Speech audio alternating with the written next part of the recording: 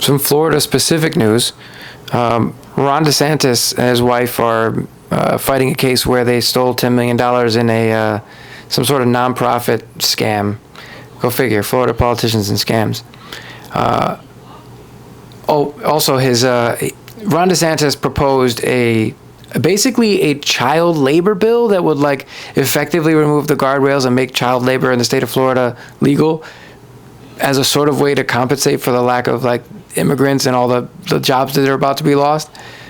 And Republicans in the state of Florida crashed that out.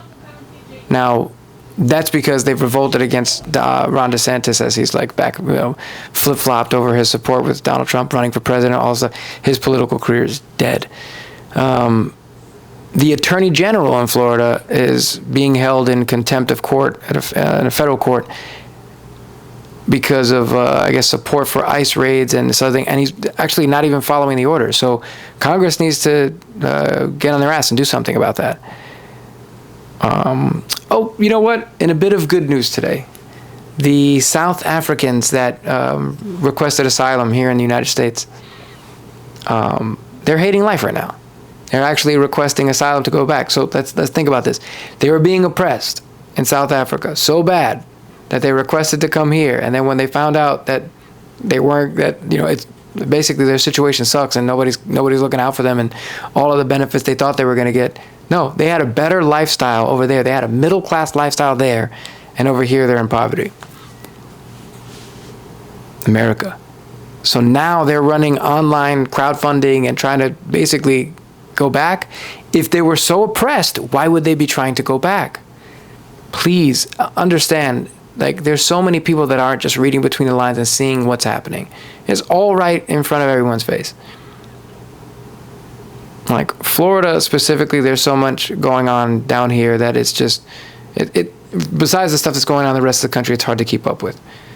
So I just want to say that soon I'm going to put out some more information on local politicians and the people that I believe are doing a good job.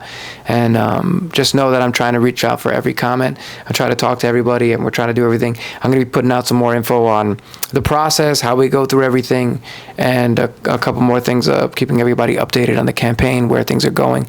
Also, I'd like to ask you, everybody, to go to PRCruz.com. If you could just donate $1, $2, doesn't even matter if you... anything helps out, honestly. And then on the site, you can donate your time, you can volunteer, you can sign up for the newsletter, and you can sign up for basically for any updates that we're going to be coming out with soon. So I just wanted to say it's been an incredible couple of days. I've been trying to look at things positively. Like I wasn't able to attend I was invited to an event in Las Olas to speak at a veterans event during the No Kings protest, and I wasn't able to attend because of a flat tire. And yet a video that I recorded that night, or maybe it was the day before, I can remember, ended up going viral on TikTok. And it's just past 5 million views. It's going closing on 6 soon. I had to be grateful and think, had I gone to that wouldn't have happened. So I was like, wow, you just got to kind of realize things. My parents came here earlier, and it was raining. Normally I would take the kids out or the dog out for a walk, and had it been a beautiful day, I told my son, because my youngest Kai, he's 3 years old, and he says, I hate rain. And so I told him, hey, we need rain, because the sunlight helps the flowers grow, but it also needs the water. So it's kind of working together, like night and day. We need to sleep, we need to recharge, just like cars and batteries and phones and all your toys and stuff. And so I said, just think about it this way. If it didn't rain, we might have gone to the park, and then Grandma and Grandpa would have showed up, and we would have missed them. But instead, because it was raining, we were still at home. They showed up, and we got to spend time with Grandma and Grandpa. He understood. So try to reframe some of these things and start looking at, once I started seeing where I was being pushed, I realized what I had been fighting against. And that's why I'm doing this, because I think for a long time I've been fighting against leadership.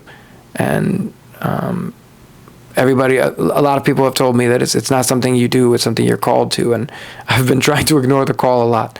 But I heard it, and I'm answering it now. So if you're with me, thank you. I appreciate the support. Again, PRCruz.com. Any little bit helps. We need $5,000 to get on the ballot. If 5,000 people give $1, there we go. So thank you, everybody. Please help out you can, and I appreciate the support.